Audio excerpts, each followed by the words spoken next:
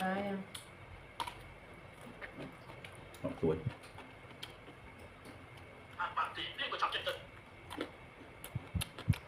ngon ngon ngọt tươi không Con sao đã tỉnh. không có gì Đừng ấy thêm không anh đã.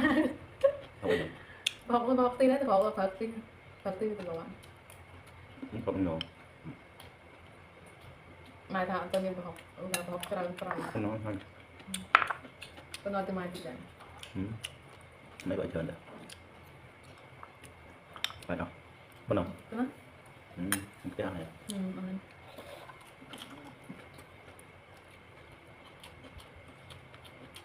ok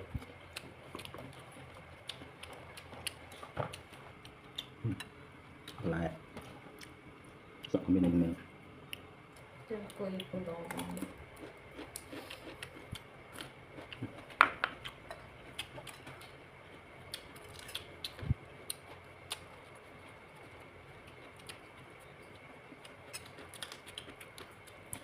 người đang dùng học Miền học viên tôi kém lên. nhưng mà cái phần Con cho ngành phổ tên phổ cái con cho màu. Con vào. không dùng học cầm xuống Rồi trong bên ngoài chọn rồi.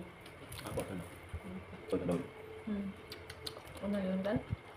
Thật ra thì mới tinh vào lòng thôi. còn những cái không có học nào chẳng tham Có thật thường Việt Nam thôi.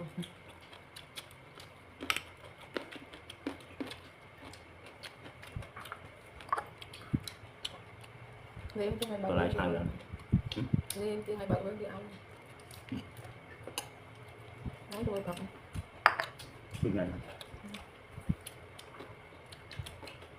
Con chọc.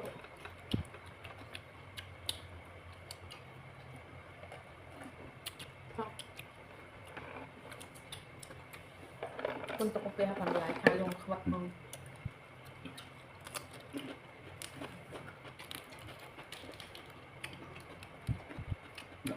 vào Sao vậy thế? ngon không không từ Chọc nhiều số. Hai rồi. Ngon.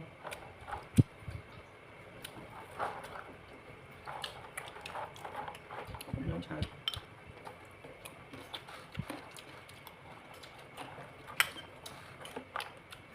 Nó muốn cho nên có thật nhiều hợp tin thay bằng. Nên ơn này. nó tục trái vậy anh tin gì vào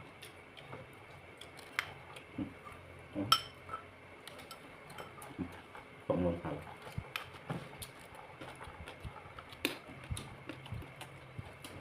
hai con canh con lên châu nữa Đúng cái làm tôi mời ông tôi sổ làm sao